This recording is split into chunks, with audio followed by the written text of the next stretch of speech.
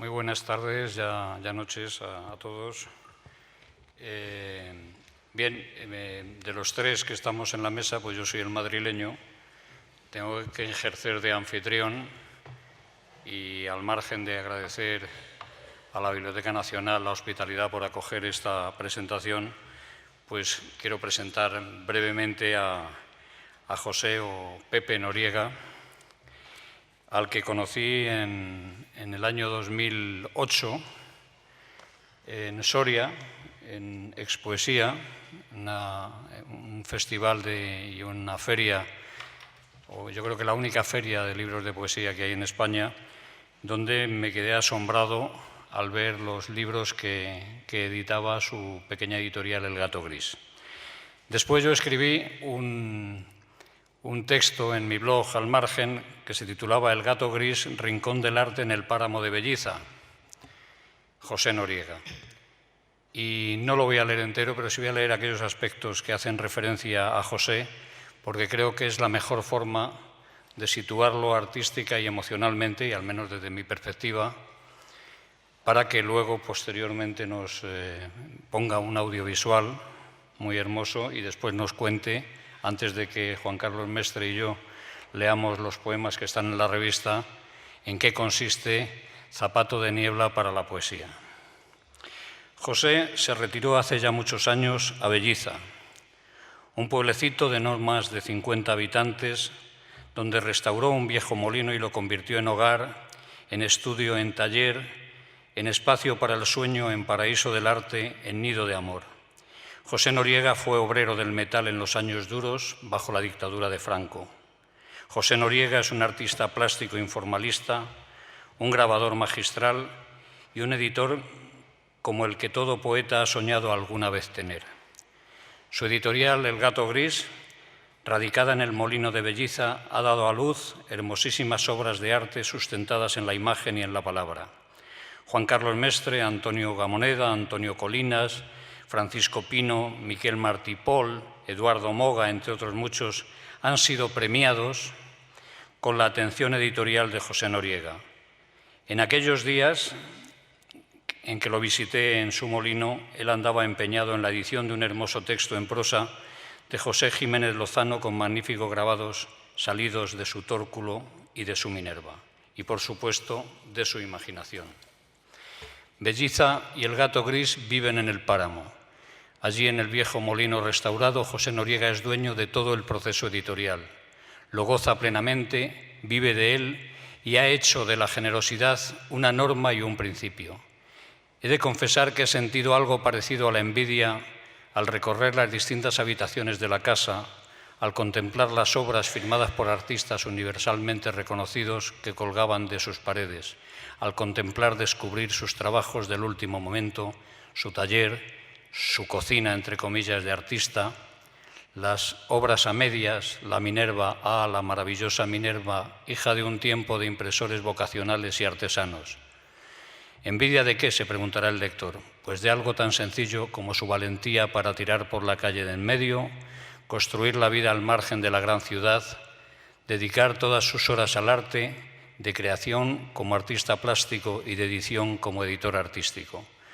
Hoy, como consecuencia o colofón o síntesis de su labor editorial en aquella magistral colección de poesía de la editorial El Gato Gris, nos ofrece una nueva obra que es una auténtica obra de arte. Yo todavía no la he tocado, no la he visto, solo la he visto en imágenes virtuales por internet, que se llama Zapato de niebla para la poesía, recordando aquel caballo verde para la poesía mítico y tan querido por todos los amantes de la literatura y especialmente de la poesía.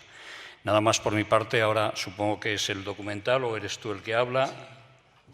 Bueno, antes de que hable de esa revista maravillosa de Zapato de Niebla, vamos a ver un vídeo porque voy a hablar de algunas herramientas que he utilizado para estampar la revista y para tallar los tacos, que son las matrices de la silografía, y es un poco difícil de explicar.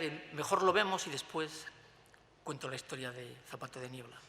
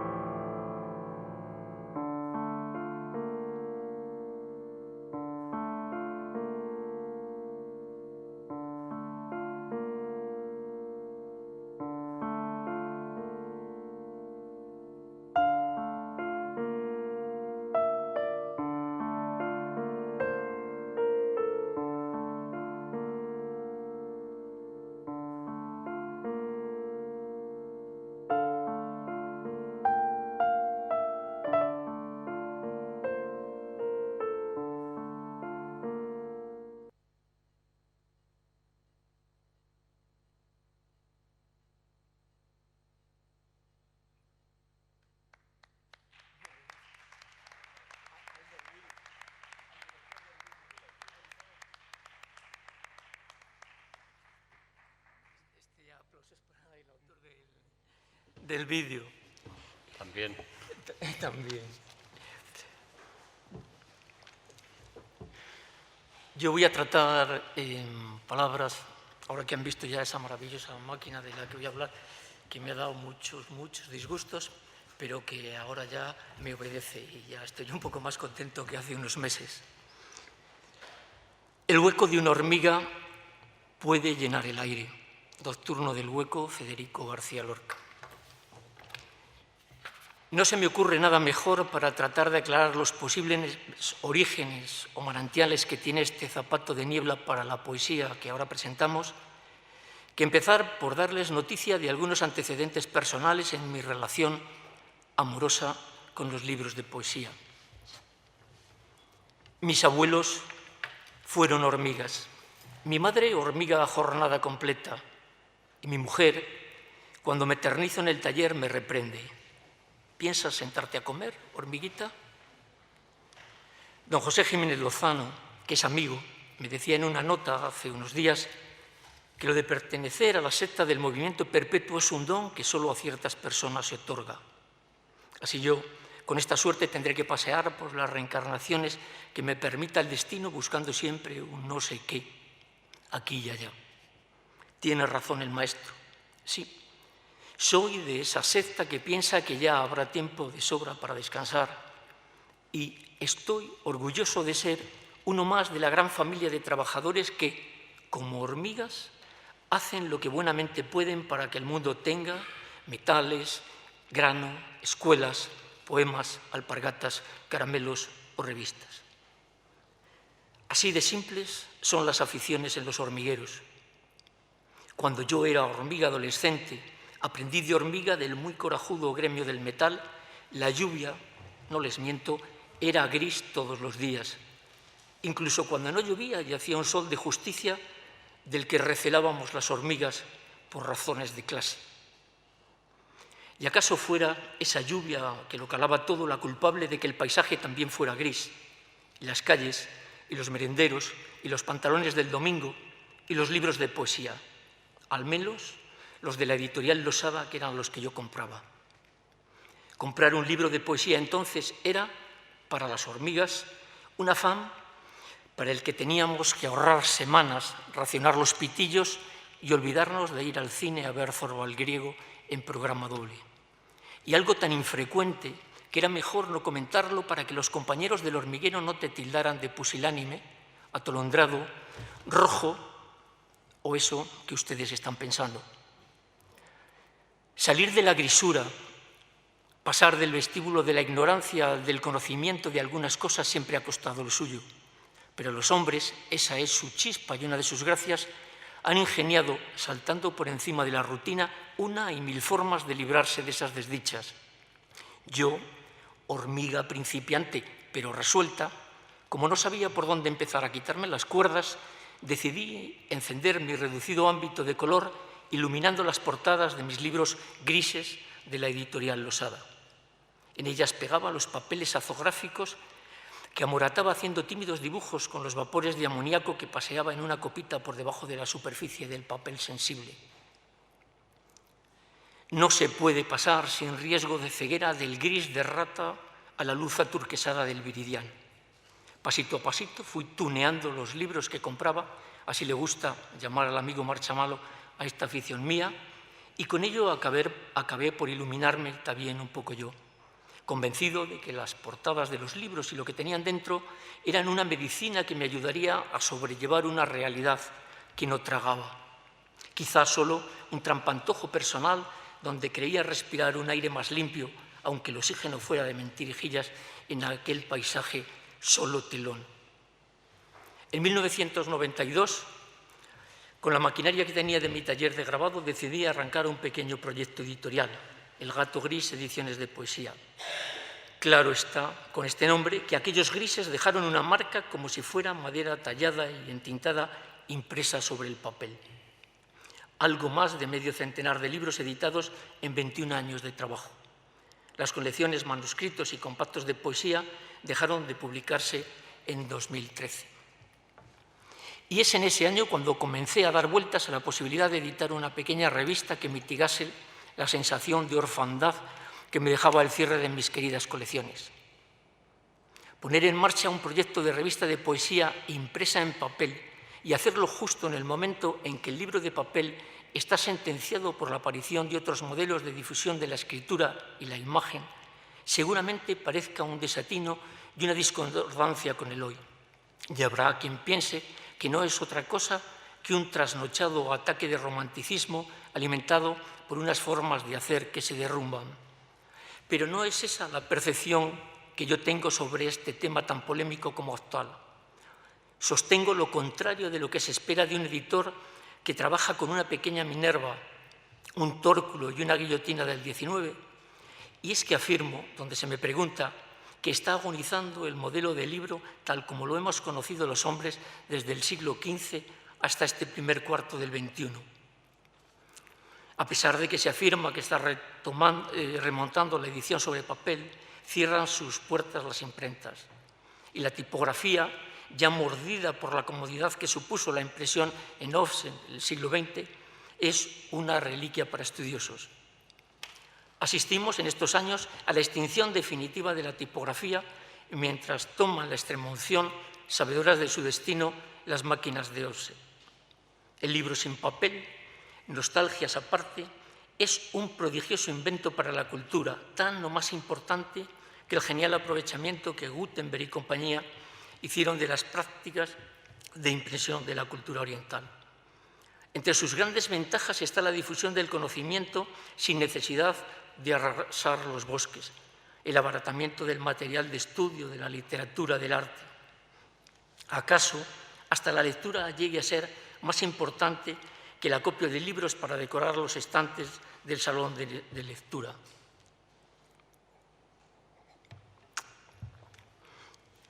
No está justificada la tala de un árbol en muchísimos de los poemarios que se editan y que no hacen otra cosa que manchar con su pretenciosidad y nadería las fibras de celulosa o algodón que mejor estaban cumpliendo su función en otros sitios.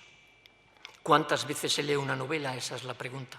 ¿Merece la pena encuadernar una obra para hacer una lectura o un par en una sociedad que posee una herramienta de lectura que no necesita ser encuadernada, que no necesita guardas, ni tarlatanas, ni cosidos? Yo creo que no.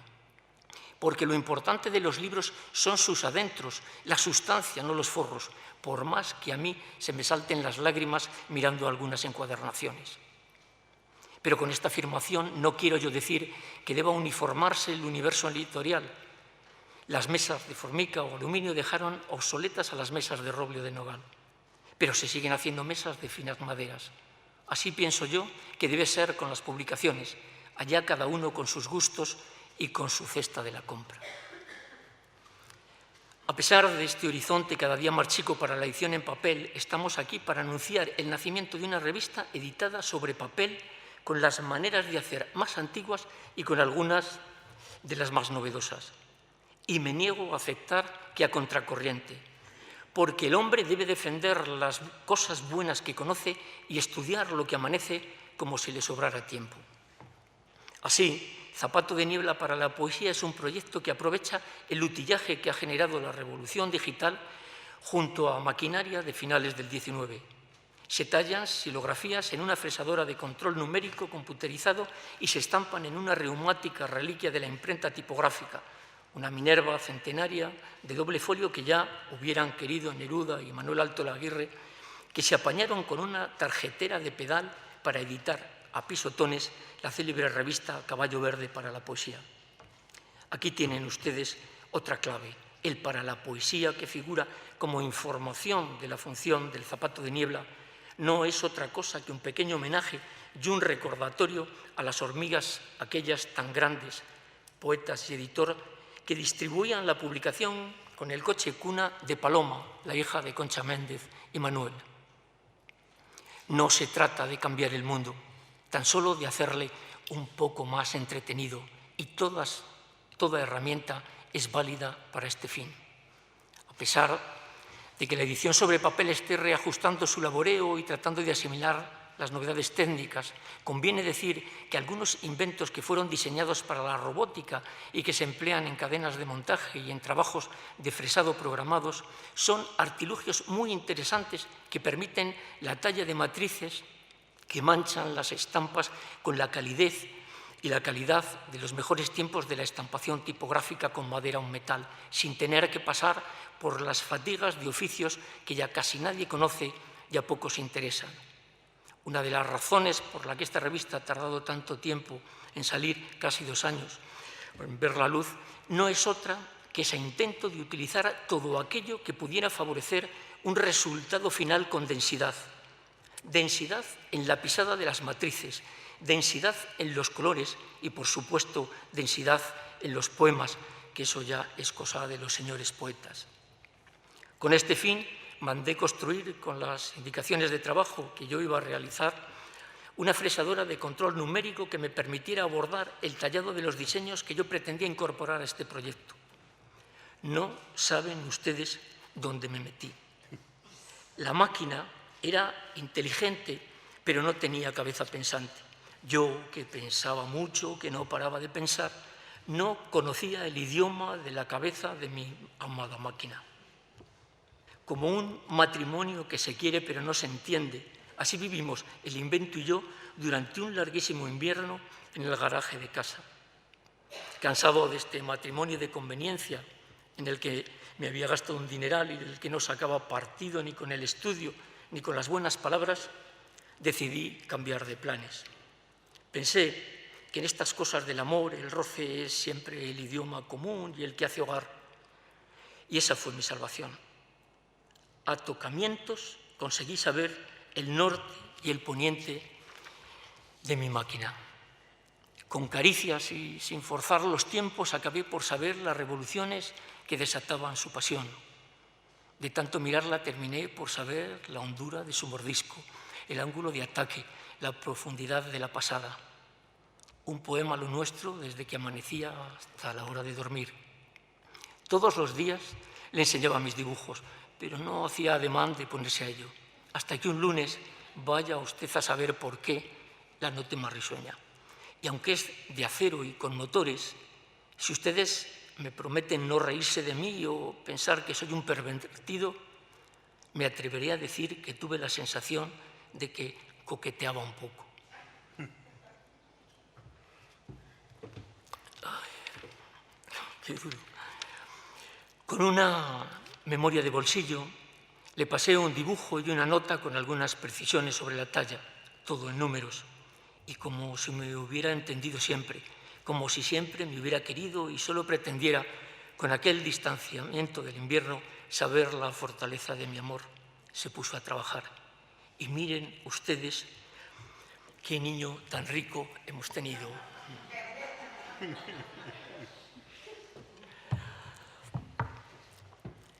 La herramienta imprescindible de este proyecto es la poesía. Todas las demás cosas son máquinas o hierros con mango o con filo. Hace mucho tiempo que creo que la poesía es una habitación de 2 molduras, porque es el resultado de habitar y la vivienda misma. Habita el poeta en sus imágenes y esa habitación es la poesía. Luego esta se encuentra inquilinos, es ya una habitación o cuarto, casa o palacio, con o sin ventanas para el lector. ¿Qué más quisiera yo que este zapato de bruma diera en salón o dormitorio o casa entera donde unos alzaran sus habitaciones y otros vivieran a vivir en ellas? Muchas gracias.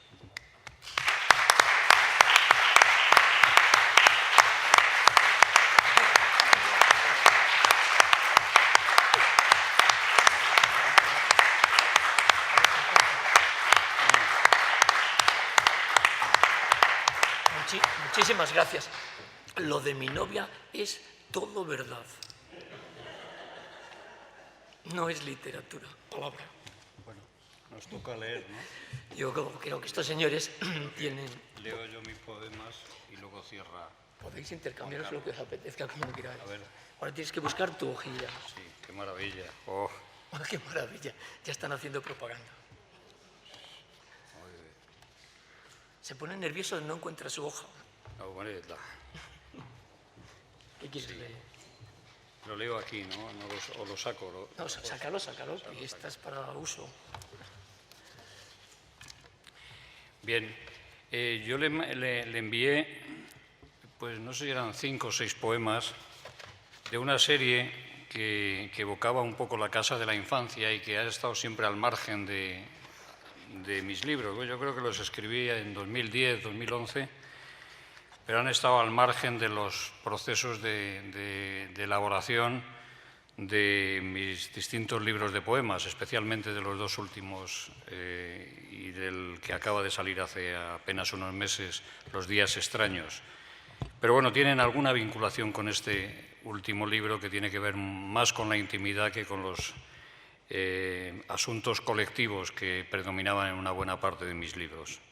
Entonces, los 2 poemas que aparecen en Zapato de niebla para la poesía son de esa serie, se titula uno Pasillos y el otro Cocina. Hay pasillos que morirán el día en que no sean memoria, pasillos que aún avanzan por la tierra confusa del primer recuerdo, las ventanas al mar, con viejos barcos navegando entre sueños, con campos imposibles y rostros que dejaron su eternidad en los retratos. Hay pasillos con olores y niebla, con viejas humedades y lluvias heredadas, pasillos de la huida y del reencuentro, de la noche y del llanto, de los claros del bosque, pasillos de la casa que albergaban un rumor de cocinas, de platos y cubiertos, de grifos desnortados, de voces sin edad, de muelles y persianas y ventiscas y otoño.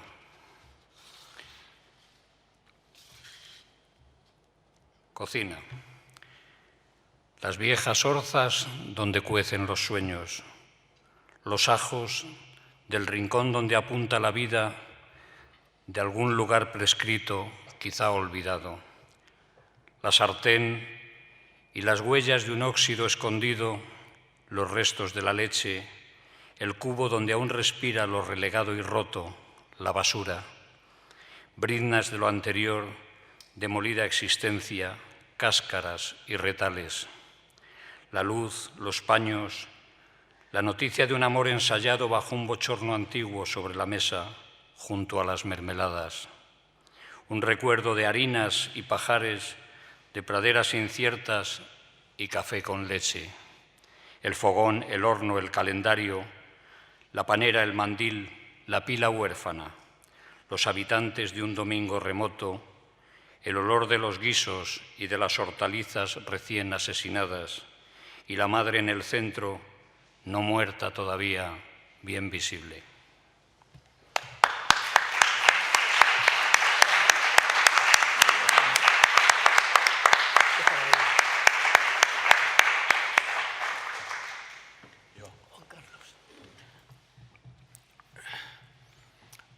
Buenas noches, queridas amigas y amigos. Yo ya no sé hablar. Eso lo dijo Rimbaud hace tantos años de memoria y de niebla. José Noriega yo creo que es un molinero visionario que ha hecho con la harina de las ensoñaciones algunos de los libros más bellos de la poesía española contemporánea. Este pequeño gran hombre al que han visto en el documental coincidirán conmigo, que es como un primo hermano de Miró y de Marc Chagall. Es una persona que está en ese topos, en ese lugar imaginario donde toda la cualidad de bien está vinculada a la producción de belleza, es decir, de signos relacionados con el último acto de justicia y resistencia que hay en la sociedad contemporánea. La poesía enfrentada a la sociedad de consumo, generando este vértigo moral en la sociedad, en el pensamiento, en la generación de los signos de la perdurable belleza.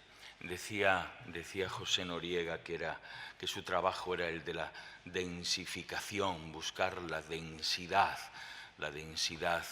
de esa niebla perenne que a través de la tipografía produce este milagro. José, perdóname que te corrija, que sí cambia el mundo, cambia radicalmente el mundo. El mundo es exactamente más hermoso, más radicalmente bello con la presencia de Zapato de Niebla para la poesía. Para mí, especialmente conmovedor, hoy que sale a la luz un libro lleno de niebla, después de 50 años, La ciudad, de Diego Jesús Jiménez, y que era un hermano poeta que admiraba muchísimo el trabajo de José Noriega y al que yo quiero vincular en este acto a su memoria como el nombre de dos amigos que ya no están y que yo reconocí en ellos una de las grandes alegrías que tuvieron en su vida, que fue la de ver sus versos publicados en tu editorial, José Miguel Ullán y Rafael Pérez Estrada, dos personas raras, exigentes y que no se conformaban con cualquier cosa, y que creo que con El gato gris acariciaron sin ningún pudor la extraordinaria, radical y conmovedora belleza de este hombre irrepetible que es José Noriega. Pero bueno, yo no he sido llamado aquí para hablar de la editorial, sino sencillamente para que lea un poema que yo le he entregado, y es lo que voy a hacer. Pero si me permites, me voy a quitar, como tú, la chaqueta en el taller para intentar leerlo como tú estampas las palabras y las imágenes en un acto irrepetible de justicia en la cultura española contemporánea. Es decir, eres el faro de la utopía en medio de la gran niebla de la noche de nuestra cultura. Bueno, el poema que yo he escrito y que publica en la revista se llama Miró y dice así: las patatas enterradas en un lienzo de Joan Miró se convierten en pájaros escondidos bajo la lana en el fondo de un tambor.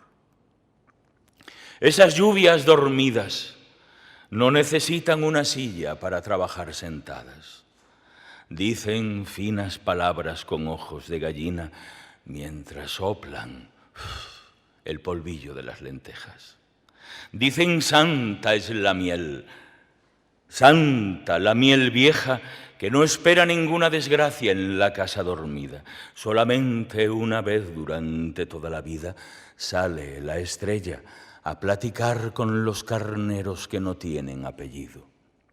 La noche está patas arriba y los insignificantes con nariz de gancho van a la sinagoga a llorar por la destrucción del templo. La madre los afeita bajo el impermeable con piel de fruta.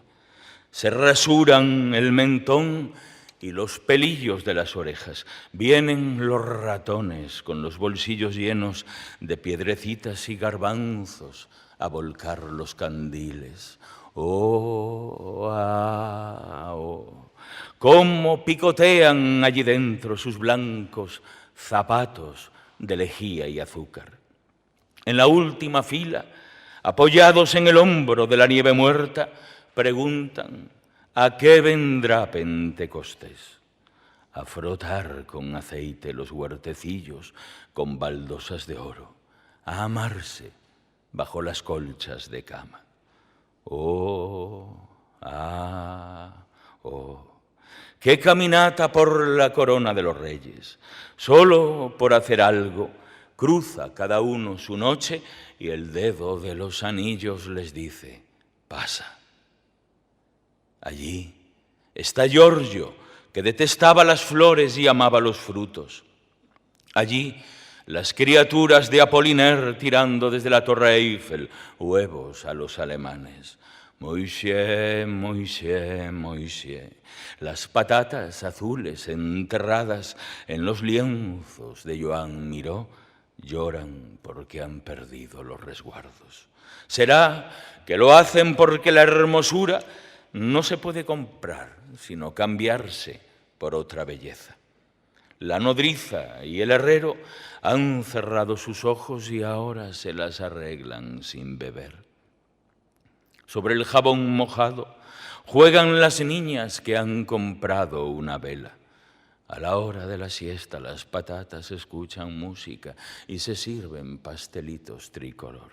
Todos los días son el día de todos los santos. Los caballos comen frijoles y las pensiones se llenan por un rato de mujeres y hombres a la manera de Josephine Baker. Amén. Amén por los que al mondar las patatas escuchan alguna palabra de su madre.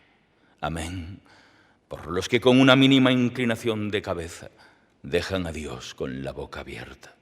La lluvia no tiene dinero. Los corderos no tienen dinero. Los fuegos artificiales no tienen dinero. Igual desciende la bendición sobre sus propósitos. Igual el ruiseñor mira la trompeta por el rabillo del ojo y las esposas y los huéspedes de la revolución industrial quedan pensativos. Oh, ah, oh. No es necesario caerle bien a la gente. Basta con no interrumpir el trabajo del mar, acariciarle el pelo a la democracia. Eso sueñan las patatas bajo el arroz con pollo que se sirven los lanzadores de béisbol después de morderse la lengua. Las patatas se bajan de los taxis de cartón y simplemente entran en restaurantes carísimos llenos de obreros graduándose y apodos bastante lindos. Y el hombre, que se mantenía al margen de todo, se gira para decir: no encuentro mi cartera. Y el hombre, que se negaba a ver, se da la vuelta para declarar por primera vez: te amo, tal vez no para siempre. Esta felicidad es para ti. Oh, ah, oh, las patatas enterradas en un lienzo de Joan Miró.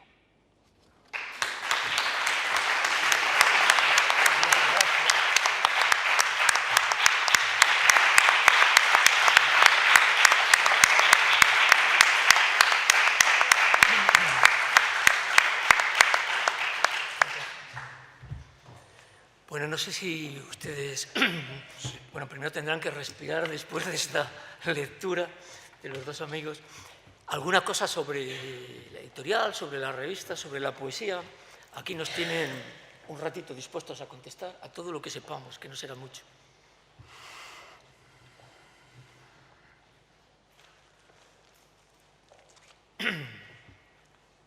Son igual de tímidos que nosotros. Un poco más. Un poco más. Sí, sí.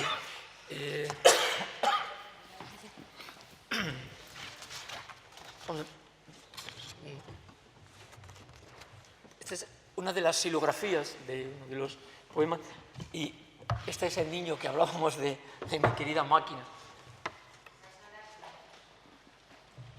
Ese es otro taco de uno de las páginas y de los... Toda, despacito, sin problema. Yo te ayudo. ¿Tú me ayudas? Sí. Página, portada, la página primera. Este azul es el taco que tallamos con este nuevo ingenio en madera de aliso. No sé si bueno, claro, tiene que estar al revés. Entonces, claro. Esto es así y este sería el abanico de la pieza.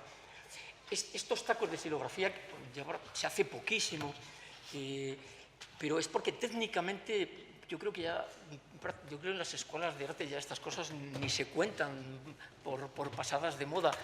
Y es esta máquina que han visto ustedes, que es la que yo he montado para este trabajo, resuelve todos esos problemas. Por eso no está tan mal lo de la ciencia cuando se aplica porque en definitiva la calidad es la misma que las silografías, podemos decir, clásicas o de los expresionistas alemanes. Lo que pasa es que ahora hay una herramienta que no ha existido hasta hace unos años. Y esa puede permitir que vuelva a aparecer la xilografía en ediciones, yo diría que hasta convencionales. El paso que yo doy, bueno, ya lo han visto ustedes, dibujo sobre cristal, eso directamente lo escaneo, luego se vectoriza y una vez que ya está vectorizado pasa a los programas de máquina, que es con lo que he sufrido tanto. Y una vez que la máquina entiende el lenguaje que la entregas, se pone a trabajar y hace lo que tú le ordenas.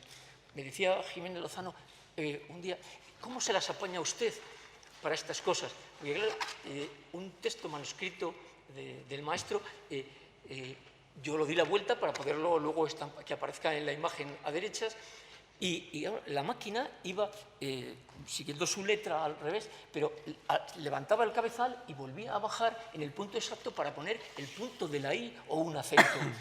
Eso es sorprendente, verlo hacer, como la máquina sigue todas las órdenes esas, que son un problema matemático que ya la máquina con los programas ha resuelto. Pero eso era impensable que se pudiera hacer un manuscrito a xilografía. Y ahora, por ejemplo, esa pieza es una urraca tallada en un taco de aliso también. Utilizo peral algunas veces y en láminas finas que luego acoplo a otros materiales más rígidos para ahorrar ese material que no se encuentra con facilidad y para que no se alabe, para que resista todo el proceso de las máquinas. Pero luego las planchas son una preciosidad. Sí. Es el niño mayor este. Una maravilla. Explícanos esta... Bueno, esta es una serigrafía a varias tintas y es un trabajo que me mandó Anna Hatterley, que murió en agosto. Me mandó una carta y me decía, querido amigo José Noriega, en Portugal no hay editores como tú. Y claro, pues era emocionante que una señora que había estado en la Bienal de Venecia me mandara una carta así. Y luego me regaló unos cuantos dibujos y cuando ya me puse en contacto con ella para decirle que iba en este primer número a poner, ya no me contestaron y murió a pocas semanas. Una lástima. ¿Y lo de Francisco Pino? Y de Francisco Pino tenía unos originales que me dejó porque él quería que yo le hiciera un libro pulga. Estaba aburrido de libros tan grandes y quería un libro pequeñito, pero además lo quería en papel Biblia. Le dije que tenía que ir al Escorial, que es donde hacían estas cosas, creo yo, antiguamente por lo menos. Y entonces me dejó los textos y claro, no, yo hice la caja para el libro pulga, pero lo del papel ya era imposible. Luego pues nos dejó y tenía guardado el sobre que él me había entregado con los poemas y me pareció que este era el momento de, bueno, hacer un libro no tan pulga como él quería, pero estoy seguro que estaría encantado de ver sus textos aquí. Lo de Colinas. Este es el trabajo de Colinas, con oro y un verde. Estas son obras de José, oscuro. estos son trabajos gráficos. Y explícanos esta pieza Pues, tan singularísima. De José Luis Castillejo. Pero esta es la última obra de José Luis Castillejo. Se levantaba pronto a trabajar y de un infarto se quedó muerto encima del poema.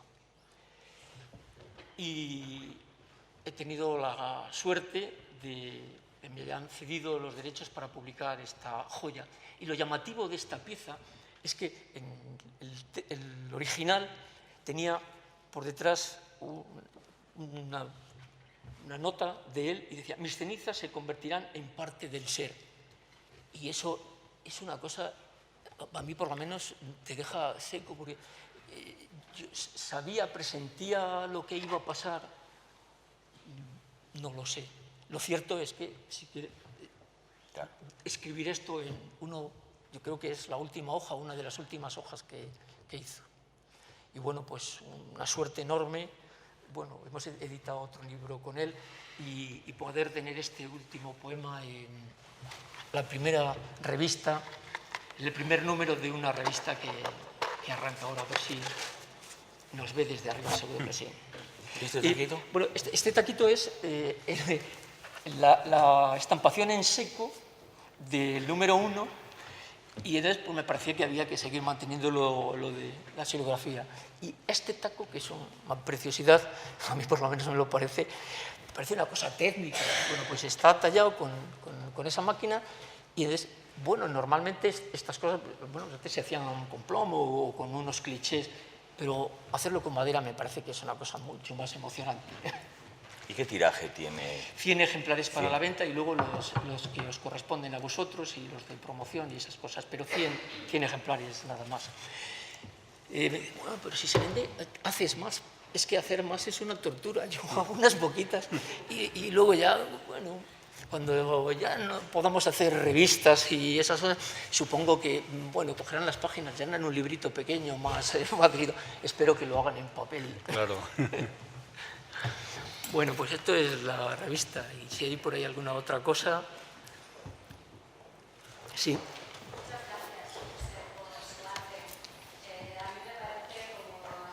Carlos Mestre, que efectivamente sí que cambia el mundo, no solamente lo entretiene, sino que efectivamente aporta el granito de belleza a la gente que tiene acceso a ello.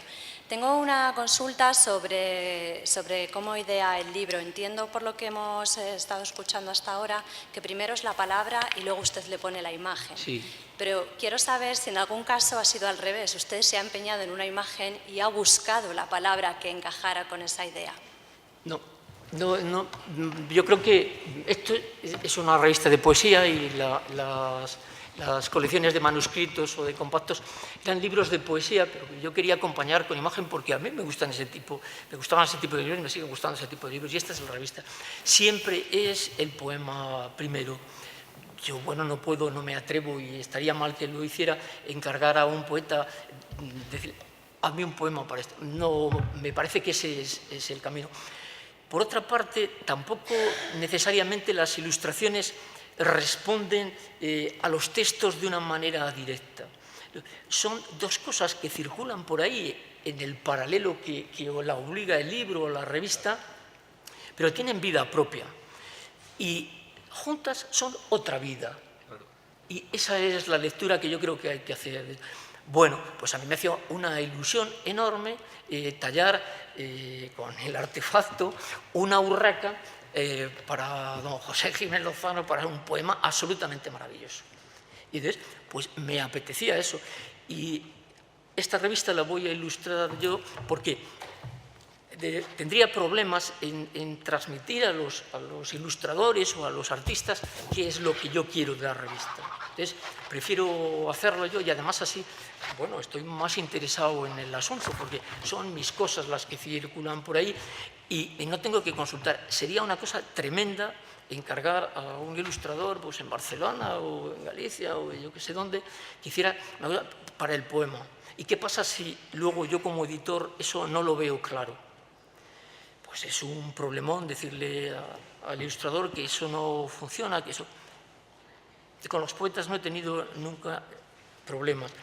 Si alguna vez, por razones que no veía un poema en un libro, pues lo decía tranquilamente. Yo con esto no puedo hacer un libro porque no sé, y si no sé hacer un libro, el poema me gusta muchísimo, pero no veo el camino para hacer el libro. Y otras veces pues veía el camino rápido. En el caso de Miquel Martí-Pol, él me estaba hablando y estaba viendo los poemas, y yo veía un volumen y empecé a pensar en que yo quería, que mira que es una cosa rara, que yo quería una casa para esos poemas. Porque eso no se lo puedes explicar, no puedes encargar a una persona una casa. No quiero hacer una casa, quiero hacer un dibujo. Entonces, yo ya no estaría tan conforme y tan contento con lo que hago, porque no lo entendería.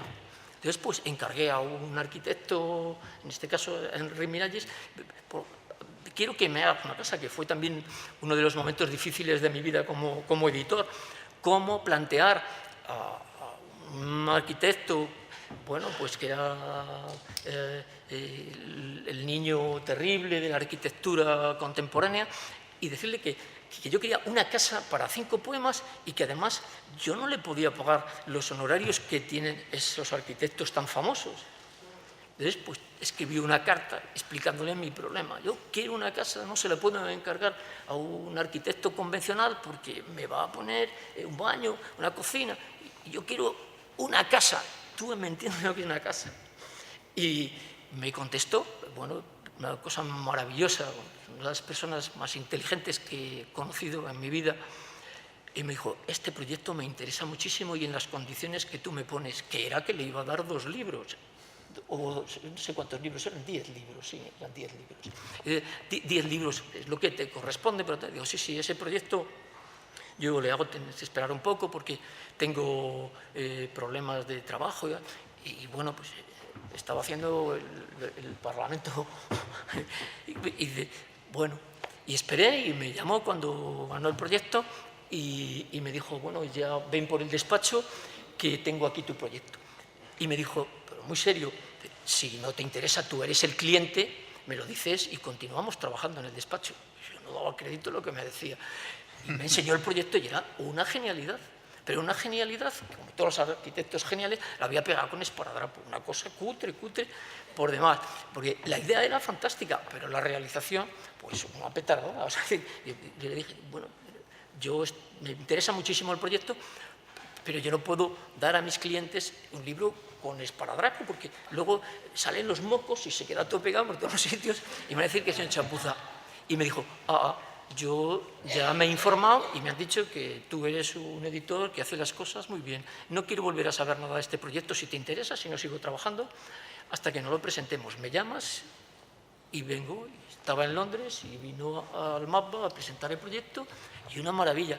Ese libro es muy difícil si no le haces directamente y le encargas directamente que salga adelante. Porque cuanto más personas entran ahí, más confusión, cada uno tiene su idea y entonces no puede salir. Y yo creo que con esta revista iba a pasar lo mismo y bueno, pues me he hecho cargo de la cosa de los colorines. Sí. José Noriega, debo confesarle que usted nos pone a los editores contemporáneos, coetáneos suyos de poesía, un paradigma muy alto, un paradigma realmente prácticamente inalcanzable. Rendimos nuestras banderas, al menos yo a nombre de los pocos editores de poesía que quedamos, rendimos nuestras banderas ante la actividad, la pasión, el entusiasmo con que usted hace poesía. Si la historia de la lectura es la historia de su soporte, son los soportes los que van continuamente la revuelta, el revolú, como decimos en América, que arma usted con sus procedimientos. Te oigo un poco mal. Que arma la revuelta, el revolú, como decimos en América, que arma usted con sus procedimientos, bueno, pues realmente transforman y convierten el objeto, lo convierten a él mismo en poesía. Y no es gratuito, no solamente porque esté detrás la mano de un artesano, sino porque está realmente la mano de un poeta, es decir, un creador. En cada una, ya lo habíamos visto en El Gato Gris, en cada una de sus obras, de sus producciones, de sus artefactos, realmente hay una obra poética que dialoga con el poeta, dialoga con el poema y efectivamente, como decía usted con respecto a las ilustraciones, que no lo son, sino a las estampaciones, que no son sino diálogo entre y crea un efecto realmente extraordinario. Yo realmente, como le digo, no voy a decir que como colega suyo, no sería realmente, pero como un editor contemporáneo suyo le digo que el entusiasmo y la pasión, la belleza que pone usted en sus nos hace rendirnos ante tal. Y además prácticamente inalcanzable, es inobjetable esto, es decir, no hay posibilidad de competir con usted, porque tiene la gracia, la sensibilidad y la destreza del artesano, como decía hace un momento, pero del artesano que no mira con nostalgia hacia atrás, pero mantiene la mirada atrás, claro que sí, y la rescata justamente para establecer un connubio también con la modernidad, con la posmodernidad, con todos sus artilugios, con todo, y es algo realmente extraordinario, ¿no? Es decir, no estamos ante un señor melancólico que añora el pasado, las formas extraordinariamente bellas y hermosas con que se estampaban los libros, sino que hay algo más, y esa es esa manera de estar también en el presente. Es realmente un milagro. Gracias. Bueno, pues yo... Gracias. Después de todos estos piropos no puedo nada más que decirle, si quiere le invito a cenar. No sé, me ocurre otra cosa. Muchísimas gracias.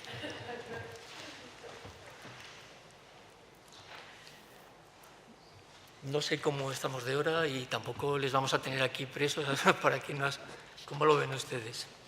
Son las... ¿Qué? Lee el poema de... No, léelo tú, que lo lees mucho mejor que yo. Léelo, por favor. Bueno, si tienes tus gafas.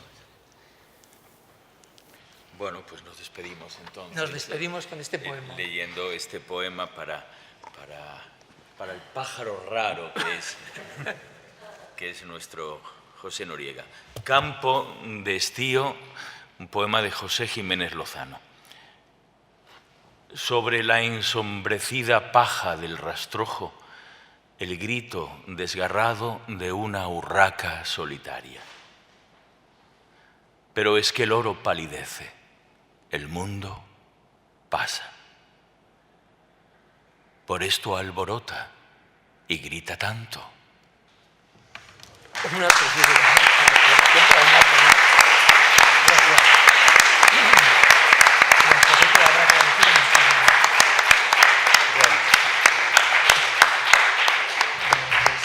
Muchísimas gracias por venir a esta presentación de una revista tan pequeña en una casa tan grande. Muchas gracias.